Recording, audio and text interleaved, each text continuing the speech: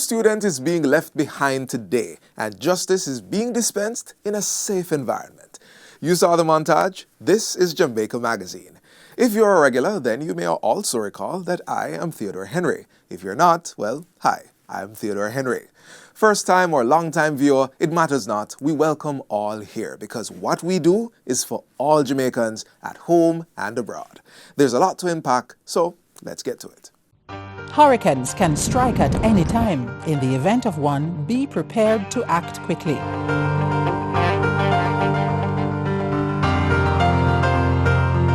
If a hurricane watch or warning has been issued, review your home disaster response plan. Map out likely routes to evacuate if your home is at risk and confirm with relatives or friends you plan to stay with. Also, confirm the location of the nearest shelter. Check your emergency supplies and restock if necessary. Remember, disasters do happen, so be prepared.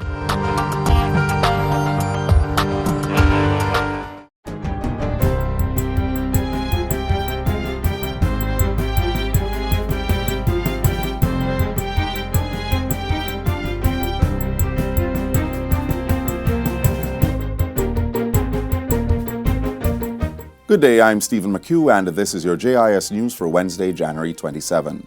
The Ministry of Education is carrying out contact tracing, deep sanitization, and psychosocial support for 8 schools under its face-to-face pilot. The activities come as the 8 schools, spread across 4 regions, have suspected or confirmed COVID-19 cases since the start of the new school term earlier this month. In Parliament Tuesday, Minister Favour Williams said some of the affected schools would resume in-person classes on February 1. In Region 1, which consists of Kingston and St. Andrew, Donald Quarry and Penwood High schools have confirmed cases. In Region 5, which is Manchester and St. Elizabeth, that region reported 4 cases, 1 for Sydney Pagan, 1 for Fuller's Wood Primary and Infant School, and 2 parent cases from Monroe College.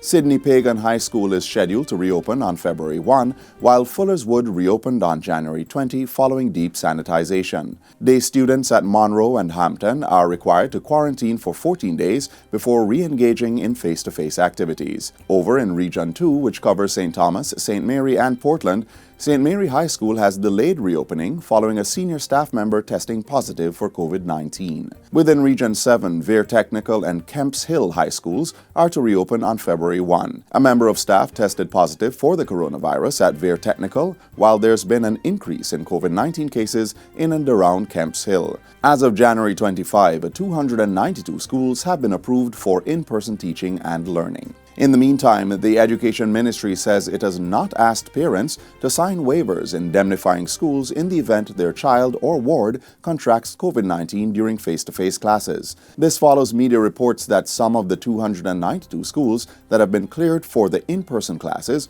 were asking parents to sign waiver forms. Portfolio Minister Favour Williams says the ministry does not sanction this action. I want to reiterate that the Ministry of Education, Youth and Information has issued no such directive nor endorsed any proposal for schools to issue letters of indemnity waivers to parents. This is precisely why we do not approve schools for face-to-face without them satisfying the COVID-19 compliance standards of the Ministry of Health and Wellness and evaluated as being low risk using our risk ranking database guided by geoinformatics and demographic data. Prime Minister Andrew Holness says deliberation by the Cabinet on Monday has led to the revision of COVID-19 measures for public transportation and the hosting of funerals.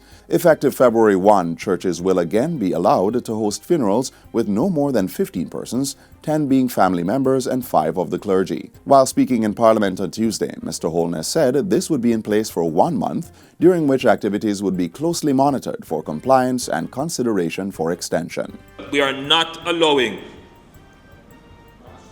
mass open-ended funerals, regardless of how large the church is.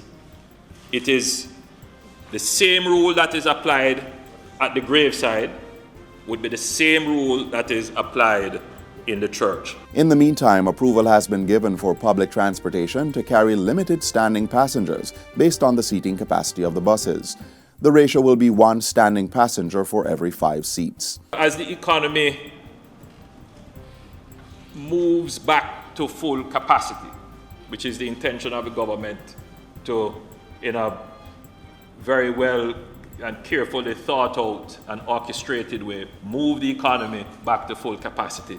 You can't do so without providing transport capacity as well. The Prime Minister says the Police and Transport Authority will be notified of this approved measure. However, he says currently it is not safe to return to full seating for taxi operators, and so the existing rule remains in place for them to carry one less passenger than permitted on their license.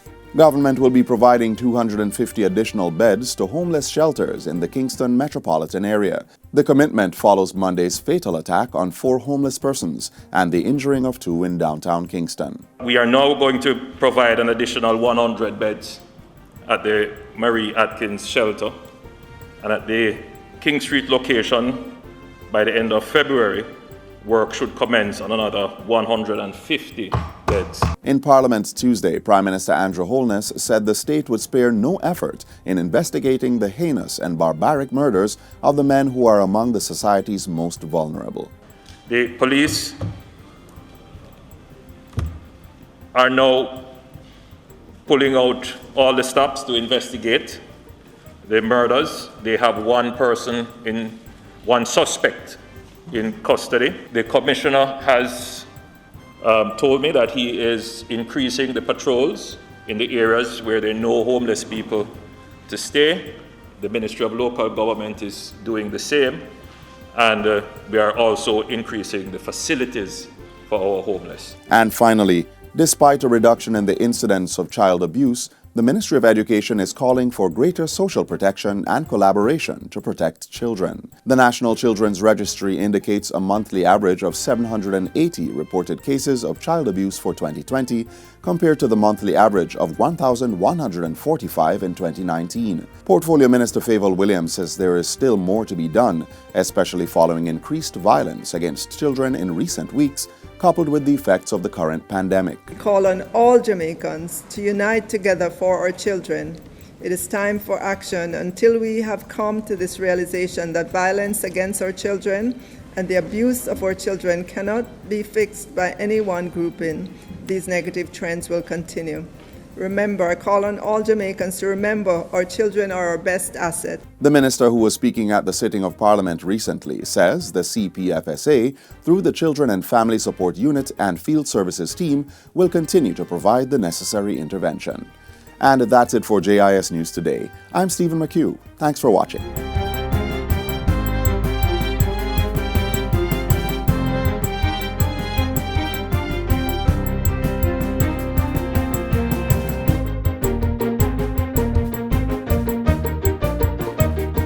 An important message from the Ministry of Health and Wellness.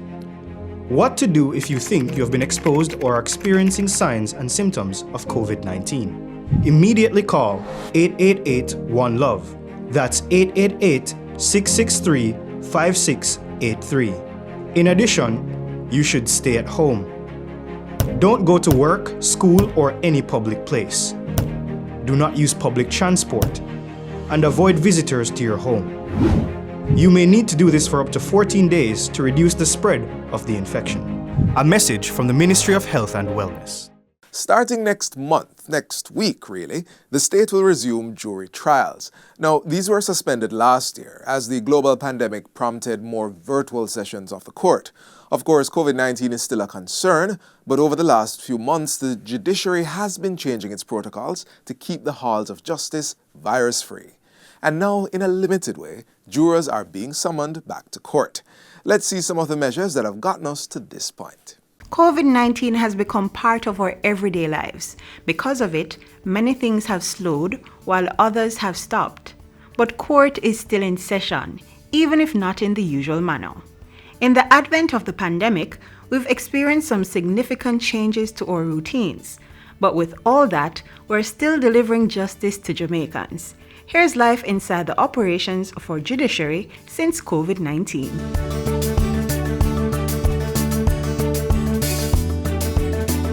The dominant feature, of course, of this year's activities has been the pandemic and the response of the courts to the pandemic.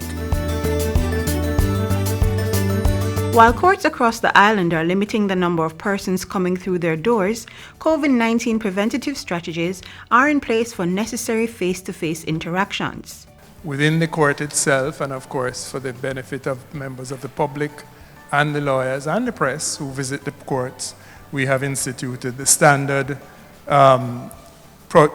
COVID mitigation strategies, which are now common throughout the country in terms of social distancing, wearing of masks, sanitization, temperature taking, and so on.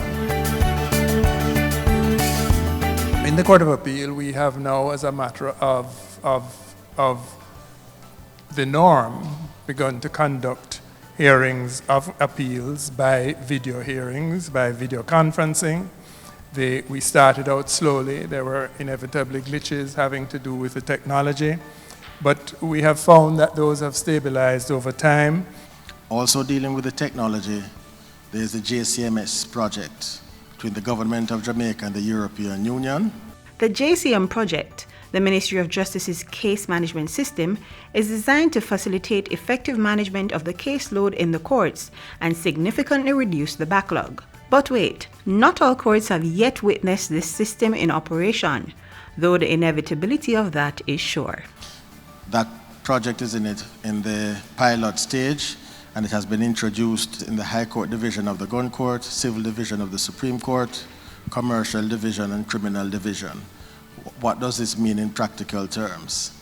It means that the courts are moving more and more into the digital age and operating in an electronic space. So that will mean significant changes in the work process and the workflow and how every person in the courts interact with the information. But even with all hope for the disappearance of COVID-19, what can we expect from our courts and their use of technology going forward? We are committed to the virtual setting for the foreseeable future. What I know for sure is that while we are bound to retain some of the features of this dispensation, we have already discovered that some hearings, case management hearings, matters like that, are more equally efficiently and more conveniently conducted by telephone or by video conferencing. There's no need to pack up a lot of people and bring them into court to do a 15-minute hearing. We are committed to that because it is not just a matter of responding because of the COVID-19 crisis, but also a question of access to justice generally. And so what the technology has done is that it has now prevented attorneys having to travel from Westmoreland, having to travel from Portland to come to court to spend 20 minutes. As the judiciary continues its work, plans for the appointment of more judges to the Court of Appeal is also on the docket. I think you will have heard over many years this discussion about the fact that the Court of Appeal is understaffed. We had 7 judges for over 50 years. At the beginning of September, we got 2 more. In addition to the judges, we have also added judicial clerks to support the work of the judges. So each judge now has a dedicated judicial clerk. I think already this has begun to have a significant impact on the productivity of the court. Already at the end of September, we had outstripped the mark for the delivery of judgments, which we made last year. So already 3/4 of the year, we are well ahead of what we did last year. Along with the pandemic response, the judicial system designed its Mental Health Offenders Inquiry Committee report to assist mentally ill persons in jail. So the Mental Health Offenders Inquiry Committee was formed, and we drew our members from a wide cross-section of persons. This would have included members of the judiciary, both at the Supreme Court level and the Parish Court level, from the Office of the Director of Public Prosecutions, Legal Aid Council, Independent Jamaica Council for Human Rights, Bellevue Hospital, Department of Correctional Services, Ministry of Health and Wellness. Here are some of the recommendations coming out of that committee for mentally ill persons in lockup. The need to do away with indefinite detention, and mentally challenged persons currently housed in correctional facilities need to be moved to a designated psychiatric facility. I wish to point out that the designated psychiatric facility for the mentally disordered remains by law the Bellevue Hospital, but they are not being housed there. Further recommendations are that the court should have the discretion to place the mentally disordered in a court diversion program. So, the committee, having made its recommendations, we further recommended that there be amendments made to certain legislations, such as the Disabilities Act and the Evidence Special Measures Act, to accommodate the mentally disordered defendant.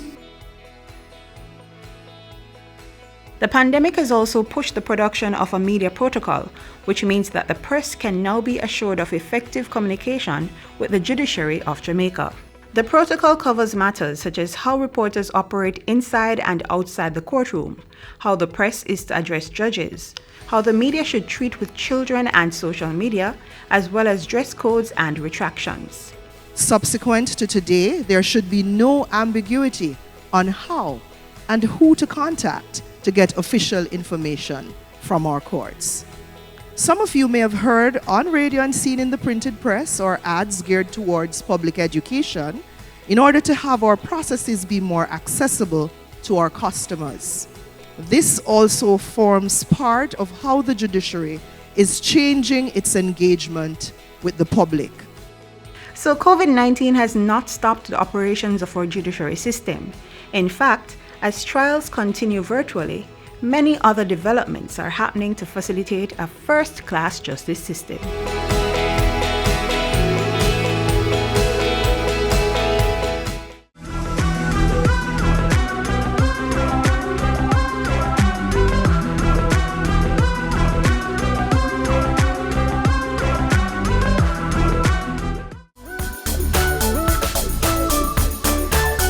What do you need to know about masks for your children? You want to ensure that the mask fits your child snugly, as in it covers their nose, their mouth, and it fits neatly at the side of their face, no gaps. You want to get your children some washable, breathable mask made of fabric.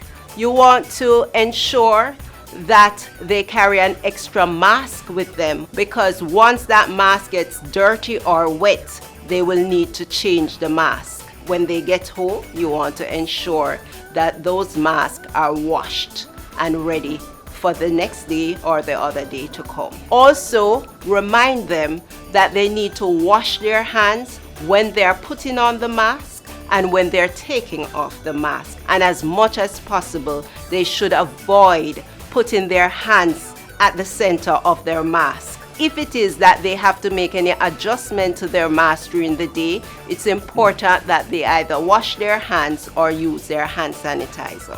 Mask wearing is a new normal. Let's get it right. Like Justice, the way learning takes place has changed significantly over recent months. It's a process that has demanded all hands on deck. Journey with us to Salt Springs St. James as we see how a community is stepping up in its children's interest. The Ministry of Education has been leading the charge to equip Jamaica's children with the tools for online and distance learning in this new age of teaching during a global pandemic.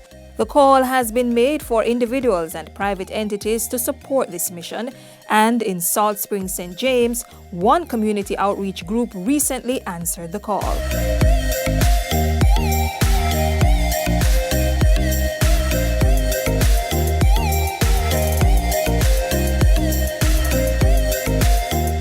So this No Student Left Behind initiative was born out of the fact that, COVID came, and then a lot of children were getting left behind because they did not have devices.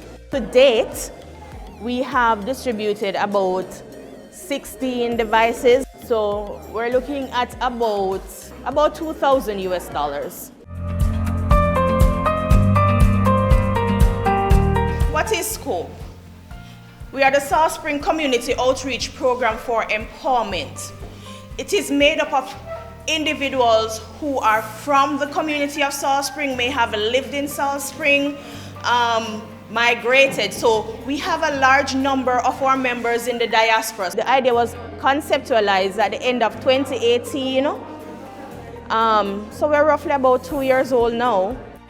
Our mantra is community capacity building, one family at a time.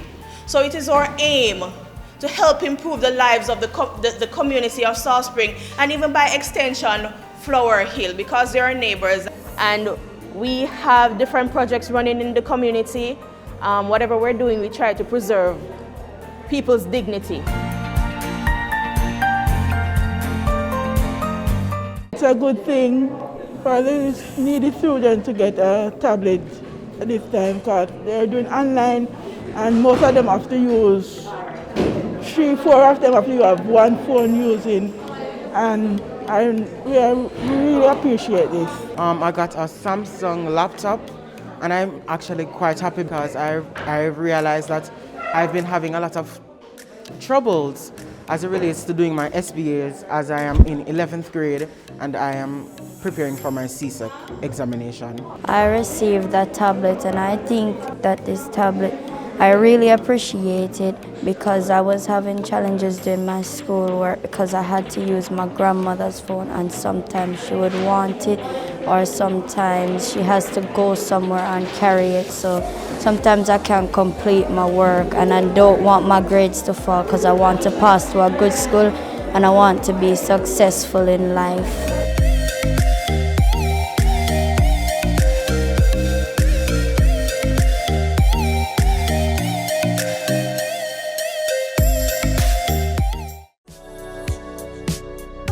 Practice good hygiene by washing your hands frequently using soap and water. Here's how you should do it while conserving water. Turn on the tap to wet your hands, then turn off the pipe. Lather your hands and the tap with soap. Turn on the tap and wash your hands, back, front, and in between fingers. Use some of the water to wash off the tap, then turn it off. Dry your hands with disposable hand towels. If you don't have running water, use a hand rub containing 62% or more alcohol. If hand sanitizers are not available, rubbing alcohol, Dettol, white rum, or household bleach will do the trick. And if all else fails, let hand washing and the handling of potable water be a two-person event. Each person will take turns pouring and washing hands with sitting water. Now is a good time to consider installing a tap on your containers to reduce the risk of water contamination. Faucets can be easily attached to drums, buckets, or 5-gallon water bottles. And to ensure that the outside of the containers are clean when recapping, disinfect it with hand rub containing alcohol that's 62% or more.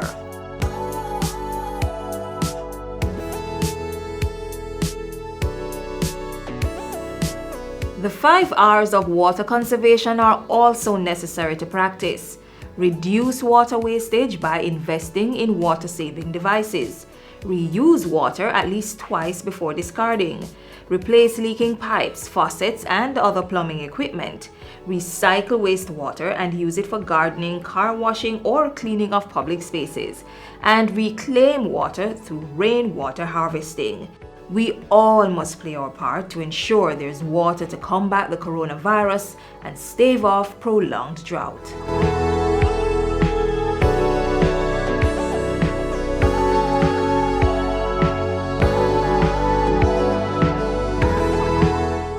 If you're watching this program on your mobile device, I hope you sanitize it first. Did you? Do you know how to do it safely? You can guess where this is going, right? We're about to show you how to properly sanitize your phones so you can stay connected while staying COVID-free. Android, iOS, non-internet based. It doesn't matter the brand, type, model, or cost. Phones need to be periodically cleaned. There are no apps, not yet, that will de-germ the outer surface of these mobile gadgets. And unless you have an ultraviolet UV sanitizer toolkit, you'll have to manually decontaminate the device.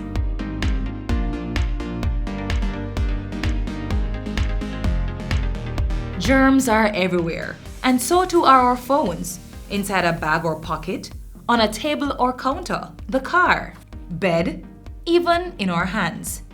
Placing our phones on these surfaces puts them in constant contact with germs, even the novel coronavirus. And according to the World Health Organization, the virus has a lifespan of up to 96 hours on surfaces. That's 4 full days on plastic or metals, the type of exterior shell of many phones. Constant touching of the phone with naked fingers that we then use to touch our faces, or directly placing the phone to our faces is a recipe for transmitting germs, bacteria, or viruses to the body. First thing I do when I get home is I clean my phone. Because you're touching your phone and you're touching this surface that somebody else just touched, and then you put the phone to your mouth and you ha. And all of these particles that have ended up on the phone, they end up in you. Apart from just not using a phone, our only defense is to clean them regularly. Soap and water would be best, but no, you should not submerge your phone in liquid. Instead, first wash your hands with soap and water, then dry them. Ensure that your phone is unplugged to prevent a possible electrical shock. Then, dab a clean cloth, preferably a microfiber or lens cloth, with a 70% isopropyl alcohol solution, and wipe the entire surface of your phone. Do not drench the cloth with too much solution, just sufficient to clean the device. In addition, be careful to avoid getting moisture into any openings. If you don't have an alcohol-based cleaning solution at hand, you can also use alcohol wipes. You should ensure the wipes have a relatively high concentration of alcohol. The best is 70% and above. This ensures that any viruses that are on your phone can be effectively killed. While you sanitize your phone, avoid using aerosol sprays, abrasives, and cleaners. And do not spray directly onto the phone screen or back. Bleach should also not be used to clean the phone as it may damage the surface. It is also best to wipe any relevant accessories used with your phone. Chargers, headsets, and phone cases should be sanitized at the same time you clean your device. They should also be removed from the device when cleaning. Now your phone and its friends are clean. To prevent putting your phone against your face or the likelihood of transferring germs or viruses, use Bluetooth, a virtual assistant or hands-free speaker system if you can.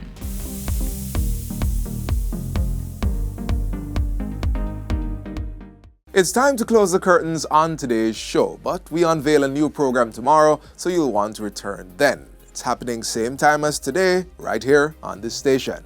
If you can't get enough or you can't wait, all we do is awaiting you on the JIS YouTube channel and on our website.